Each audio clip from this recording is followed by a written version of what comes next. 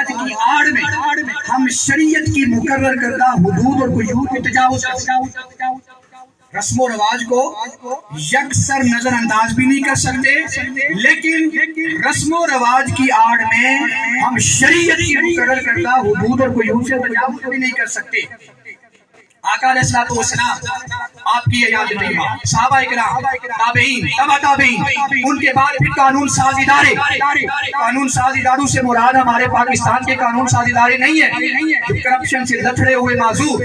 قانون ساز اداروں سے مراد یہ ہے، ایک کا نام ہے احناف، ایک کا حنابلہ، ایک کا مالکیہ، ایک کا شوافی، یعنی امام اعظم ابو حنیفہ، امام مالک، امام شافعی، امام احمد بن حنبل۔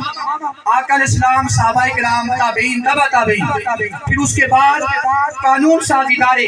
آج تک جتنے بھی ان چاروں کے پیروکار فقہاء اور ائمہ ہوئے، انہوں نے قرآن اور حدیث کی روشنی کے بعد جو قانون بھی بنایا اسے معاشرتی رسم و رواج کو سامنے رکھ کر انہوں نے جو بھی قانون بنایا قرآن اور حدیث کی روشنی میں معاشرتی رسومات کو نظر انداز نہیں کیا۔ اسی لیے اس کی دو مثالیں میں دیتا ہوں کہ معاشرتی رسومات کو نظر انداز کیسے نہیں کیا۔ دو مثالیں دیکھ کر پھر ہم آگے چلتے ہیں کیونکہ وقت بہت مختصر ہے، مجھ کے بعد بھی دو مقرر ہیں، انہوں نے بھی گفتگو کرنی ہے۔ قرآن مجید میں کفارہ قسم بیان ہے، فَكَفَّارَتُهُ اطعام 10 مساکین۔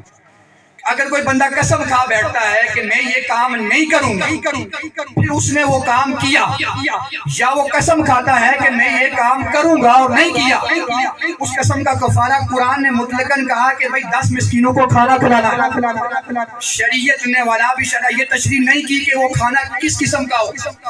ایک بندہ ہے وہ تنخواہ لیتا ہے 1 لاکھ روپے، اسی معاشرے میں ایک بندہ ہے وہ تنخواہ لیتا ہے 20,000 روپے۔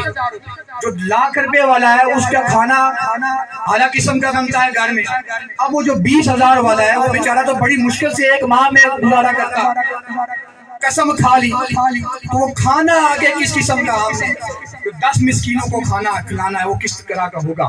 اس پر فقہا کہتے ہیں کہ وہ کھانا اوسط درجے کا ہوگا جو معاشرے کی رسم و رواج کے مطابق ہوگا۔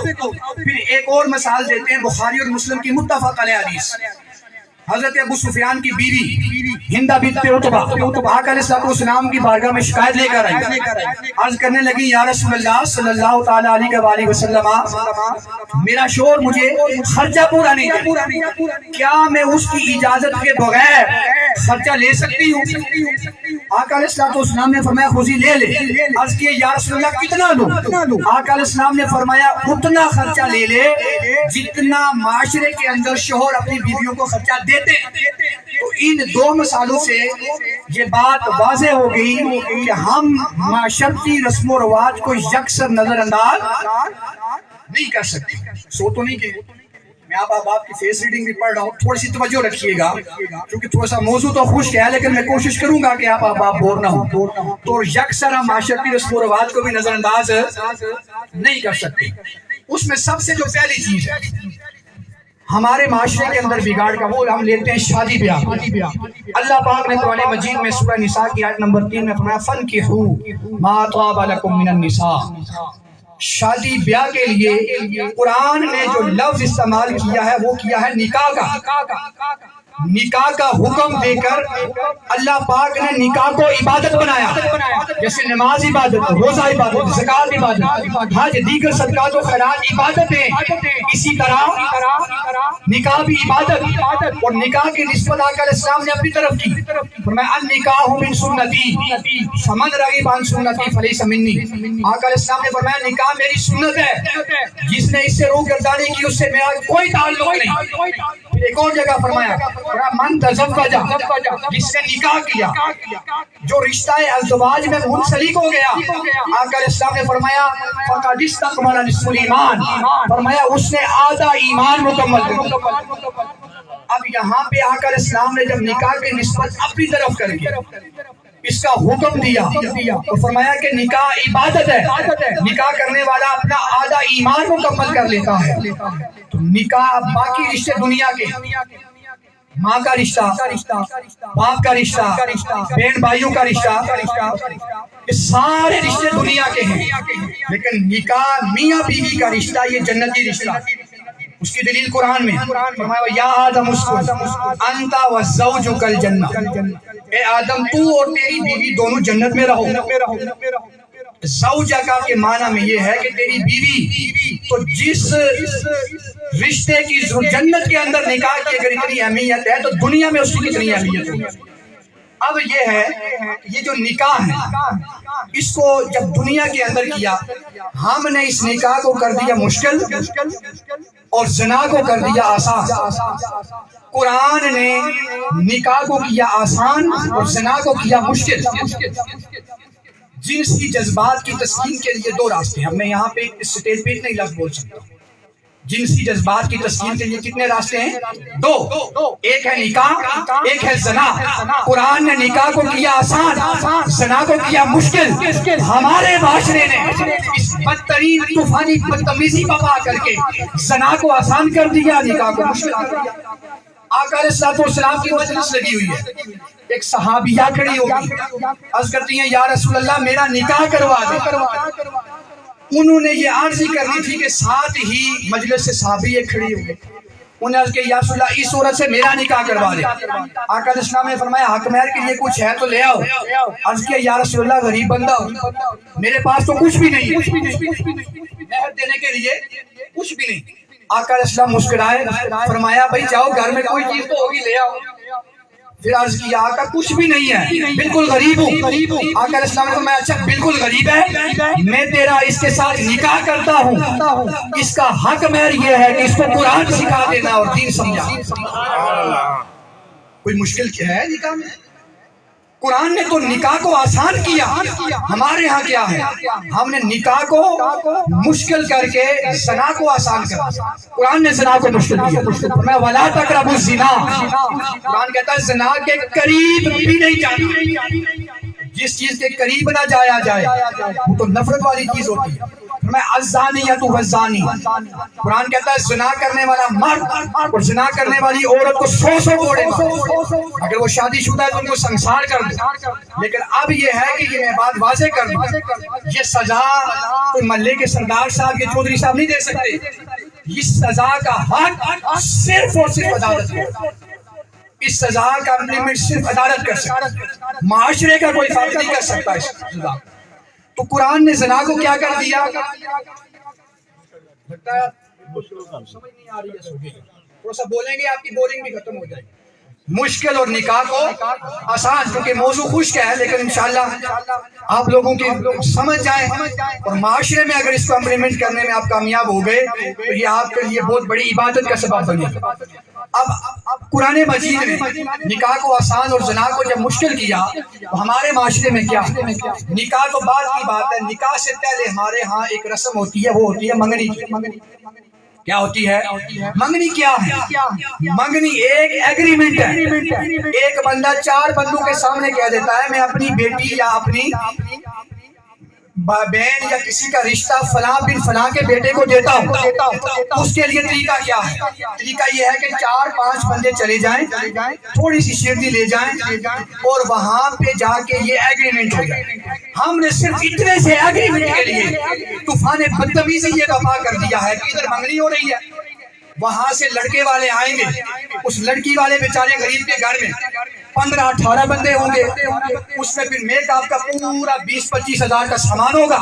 پھر جب ہم چلیں گے تو سونے کی انگوٹھی بھی ہوگی، جب یہاں پہنچیں گے 6 ڈشوں کے کھانے پکے ہوں گے، آپ وہ کھانا کھائیں گے، پھر ایک طوفان بدتمیزی بپا ہوگا، فوٹو سیشن ہوگا۔ یہ ساری چیزیں ہونے کے بعد پھر جب واپس جائیں گے دوسرے دن لڑکی والے لڑکے والے کے گھر میں جا رہے ہیں، وہاں جا کے پھر 6 ڈشیں بنی ہوئی ہیں۔ اس چیز کے یہ معاشرتی رسم و رواج کی شریعت کی حدود اور قیود سے تجاوز کر رہا ہے۔ اب ایک بندے کے پاس پیسے ہیں، وہ یہ کام تو کر رہا ہے، وہ جو بیچارہ غریب ہے وہ سونے کی انگوٹھی کہاں سے بنوائے گا؟ وہ 15-20 ہزار کا میک اپ کا سامان کہاں سے تیار کروائے گا؟ وہ پھر دوسرے دن اپنے گھر کے اندر وہ 6 ڈشیں کہاں سے پیسے لا کے پکوائے گا؟ یہ رسم و رواج خراب کرنے والے ہمارے جن کی مالی عمالت ٹھیک ہے انہوں نے کیا ہے۔ پہلے تو ابتدا یہ تھی کہ ٹھیک ہے گئے, اگریمنٹ ہو گئی, مٹھائی تقسیم ہو گئی.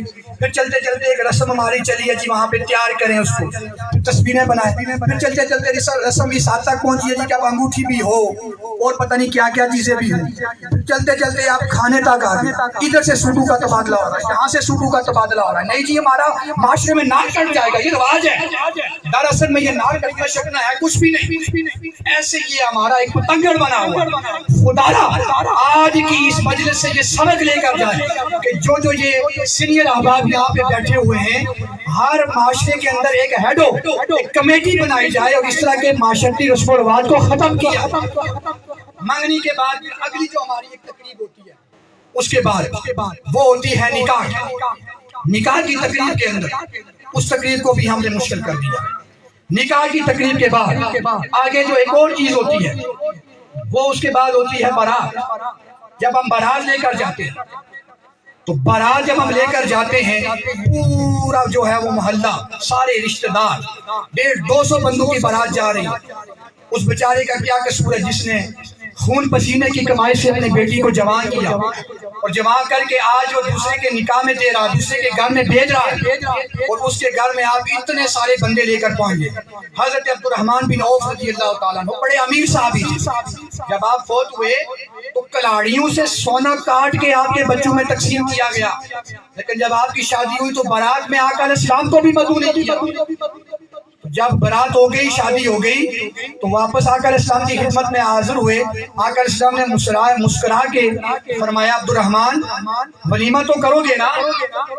عرض کیا یا رسول اللہ ولیمہ کروں گا. فرمایا, آقا علیہ السلام نے اس چیز کو اپریشیٹ کیا, فرمایا ولیمہ ضرور کرنا اگرچہ ایک بکری ہی ذبح کرنی پڑ جائے. لیکن آقا کے زمانے میں براتیں اتنی مختصر ہوتی تھی, ہم نے یہ خود اپنے آپ کو مسلط کرتے ایک نئے رسم و رواج قائم کر دیا. اب پھر جب ہم رشتہ ڈھونڈتے ہوئے بھی افراد و تفرید کا شکار ہے. ہم نے کیا دیکھنا ہے؟ ہم دیکھتے ہیں مال, حسب و نسب, برادری, یہ چیزیں ہم دیکھتے ہیں. لڑکے والے لڑکی میں, لڑکی والے لڑکے میں. آقا علیہ السلام نے بھی رشتہ ڈھونڈنے کا ایک معیار دیا. آقا علیہ السلام نے فرمایا جب تم کسی کا رشتہ ڈھونڈو, لڑکے والے لڑکی میں اور لڑکی والے لڑکے میں, آقا علیہ السلام نے فرمایا لمالہا, پہلی چیز دیکھو اس کا مال, والی حسبہا اس کا حسب و نسب, تیسری فرمایا ولی جمالہا اس کا جمال, چوتھی چیز فرمائی ولی دینہا, تین چیزیں دیکھنی, 4 چیزیں دیکھنی, مال, حسب و نسب, جمال اور دین. آگے آقا علیہ السلام نے فرمایا اگر مال نہ بھی ہو تو کوئی مسئلہ نہیں, نظام چل جائے گا. برادری, حسب و نسب کاٹ نہ ہو کوئی مسئلہ نہیں, نظام چل جائے گا. جمال خوبصورتی نہیں ہے تب بھی نظام چل جائے گا. تو فرمایا وَالصَّلْفُرْ بِذَاتِ الدِّينِ, لیکن دین نہیں ہے تو پھر نظام نہیں چل سکتا. جس چیز کو ترجیح دینی ہے وہ دین ہے, تاکہ وہ تمہاری نسلوں کی صحیح تربیت کر سکے. یاد رکھیں کل قیامت کے دن بیوی سے نہیں پوچھا جائے گا اس کی اولاد کے متعلق, اولاد سے نہیں پوچھا جائے گا, شوہر سے پوچھا جائے گا اپنے بارے میں. 3 جہاد پر اس سے سوال ہوں گے, روک لیا جائے گا اپنے بارے میں بتا, بیوی کے بارے میں بتا, بچوں کے بارے میں. تو بچوں کی تربیت یہ چھوٹی عمر ہوتی ہے, اسی میں ہی اگر بچوں کی اچھی تربیت نہ کی گئی ہو تو بعد میں معاشرے کے اندر یہ مسائل جنم لیتے ہیں. آج آپ دیکھ لیں خواتین کے اندر شادی بیاہ کے رسم و رواج میں جس طرح کا لباس ہوتا ہے, چھوٹی چھوٹی 8-9 سال کی بچیاں ہیں, ان کے بازو یہاں سے آگے نہیں ہوتے. اب وہ 8 سال کی بچی کو جب ہم اس طرح کا لباس پہنائیں گے, مجھے بتائیں جب وہ 12-15 سال کی بچی ہوگی پھر وہ آپ کے لیے مسئلہ بنے گا نہیں بنے گا؟ کیا کریں؟ دکانوں سے ہی لباس اس طرح کی ملتے ہیں, دکانداروں سے کہیں کہ چلتے ہی نہیں ہے اس طرح کی, وہ آگے مانگتی اس طرح کی. ہر طرح میں یا افراد کا شکار ہیں یا تفرید کا شکار ہیں. اس افراد اور تفرید کو ختم کر کے ہمیں اعتدال اور میادہ روی کے چلنا ہوگا. پھر اس کے بعد برات کے بعد آگے ایک چیز ہوتی ہے ولیمہ. ولیمے پر یہ ہوتا ہے 8-9 لاکھ کا قرضہ ہم اپنے کو لے لیتے ہیں. وہ بھائی پڑوسیوں نے ایسا ولیمہ کیا تھا, انہوں نے اتنا خرچہ کیا تھا, 6 ڈشیں بنائی تھی, میں نے نہ بنائی تو معاشرے میں میرا ناک کٹ جائے گا, لوگ باتیں کریں گے. اس کو یہ نظر نہیں آتا کہ جو میں 8 لاکھ کا قرضہ اپنے اوپر لے رہا ہوں, یہ قرضہ ختم کون کرے گا؟ ساری زندگی بیچارہ بوڑھا ہو جائے گا, وہ 8 لاکھ کا قرضہ ہی ختم نہیں ہوگا. ولیمہ سب سے بہترین ولیمہ آقا علیہ السلام نے فرمایا جس میں فقراء کو بلایا جائے. ہم امیروں کو بلاتے ہیں, ایم ایل اے کو, ایم پی ایز کو, کونسلرز کو, یہ لوگ انوائٹ کرتے ہیں, ان کے لیے الگ کھانا, معاشرے کے لوگوں کے لیے الگ کھانا, غریبوں کے لیے الگ کھانا. ابھی تو یہ چیزیں اس طرح کی امپلیمنٹ نہیں ہوئی ہمارے معاشرے میں, لیکن شہروں میں تو یہ چیزیں ہیں اور رفتہ رفتہ انہوں نے یہاں بھی داخل ہونا ہے. ان چیزوں کو ہم نے اپنی زندگی سے نکالنا ہے. بہترین ولیمہ وہ ہے جس میں فقراء بلائے اور اتنا کیا جائے جتنی اپنی استطاعت سے بڑھ کر یہ نہیں کرنا چاہیے. ولیمہ خوشی کا کھانا ہے, کرنا چاہیے. آقا علیہ السلام کی خوشی ہے, حکم ہے آقا علیہ السلام کا, سنت ہے. لیکن اتنا ہی نہیں ہے کہ ایک بندے کے پاس پیسے ہی نہیں ہے, وہ بیچارہ 6 لاکھ کا قرضہ لے کے ولیمہ کر رہا ہے, 6 ڈشیں بنا رہا ہے, اس نے کہاں ختم کرنا ہے. ان چیزوں کو معاشرے کے اندر اس افراط و تفریط سے ہمیں نکلنا ہوگا. اب وقت چونکہ مختصر ہے, آگے چلتے ہیں. دوسری چیز جس میں ہم افراط و تفریط کا شکار ہیں وہ ہے فوتیدگی. عرف عام میں تو فوتگی بولا جاتا ہے, لیکن اصل جو لفظ ہے وہ ہے فوتیدگی. جب بندہ فوت ہو جاتا ہے اور فوت ہونے کے بعد آقا علیہ السلام نے فرمایا ایک مسلمان کے دوسرے مسلمان پر 6 حق ہیں. میں ایک ہی بیان کرتا ہوں, وقت کرتا ہوں کم ہے. ایک حق یہ ہے کہ اتباع الجنائز, جب وہ مر جائے تو اس کی تجہیز و تکفین اور اس کی دیت کو غسل دینا, یہ ساری چیزیں اس کے ذمہ. ہمارے معاشرے میں یہ ہے کہ جب کوئی بندہ فوت ہو جائے ایک اسپیشل جو غسال ہے غسل دے سکتا ہے, ہم اس کو بلاتے ہیں. گھر کے اندر اولاد اپنے والد کو غسل نہیں دیتی, بیٹی ماں کو غسل نہیں دیتی. ساری زندگی ہم نے ان کو دنیا کی تعلیم تو دی ہوتی ہے, لیکن ہم نے انہیں 10 منٹ نکال کے یہ نہیں بتایا بیٹا جی اگر میں مر گیا تو میرے جنازے کو غسل دینا, میرا جنازہ پڑھنا. باقی تعلیم ہم دے دیتے ہیں, لیکن 10 منٹ نکال کر اتنی چیزیں ہم اپنے بچوں کو نہیں سکھاتے. یہ ہمارے لیے ایک المیہ اتنا تفریط کا شکار ہو جاتے ہیں, یا پھر ہم افراد کا شکار ہو جاتے ہیں. فوتگی کے اندر بھی افراد و تفریط کا شکار ہے. اور آقا علیہ السلام نے فرمایا جب بندہ فوت ہو جائے اس کو جو غسل دیتا ہے, غسل دینے کے بعد اس کو خوشبو لگاتا ہے, اس کا جنازہ پڑھتا ہے, وہ اس طرح کے ناؤں سے پاک ہو جاتا ہے گویا اس کو ابھی اپنی ماں نے بدن سے.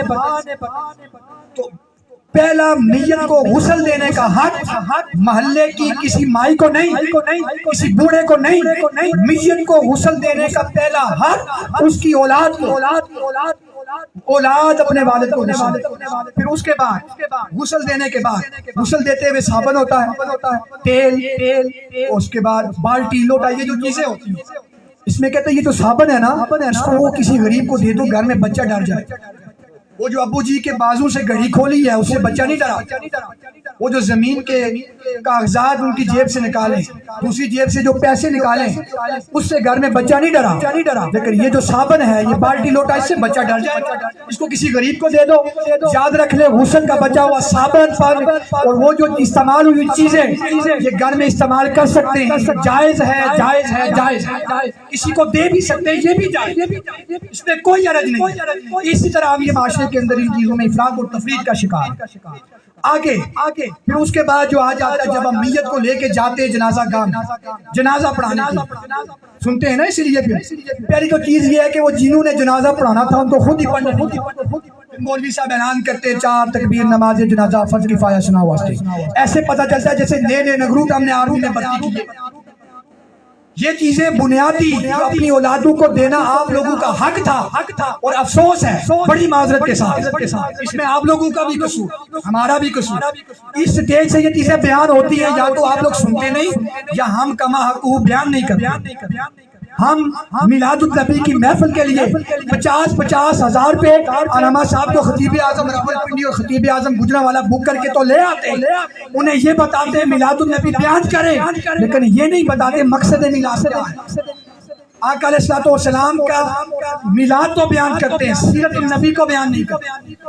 ان چیزوں میں آپ لوگوں کا بھی قصور ہے. اس طرح کے عنوانات پہ آپ نے کانفرنسز نہیں کی, لوگوں کو اس چیز کی تعلیم نہیں دی. اب جنازہ پڑھاتے ہو, جنازے کا یاد رکھیں, توجہ سے سن لیں.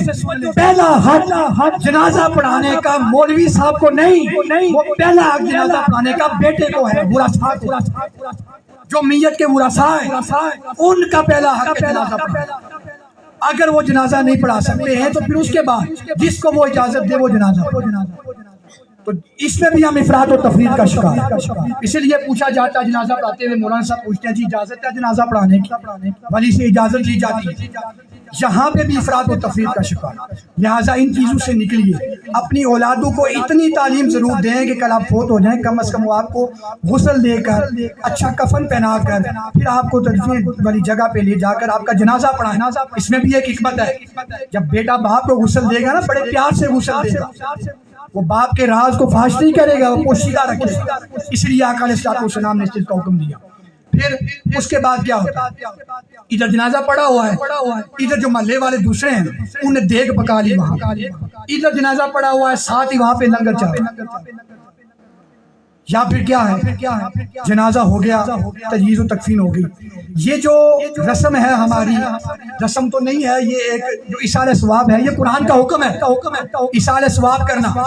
درجنوں آیات اور درجنوں احادیث ایسی ہیں جن سے یہ چیز ثابت ہے کہ مرنے والے کو پیچھے جو اس کے لیے ایصال ثواب کیا جائے اس کا ثواب اسے پہنچتا ہے.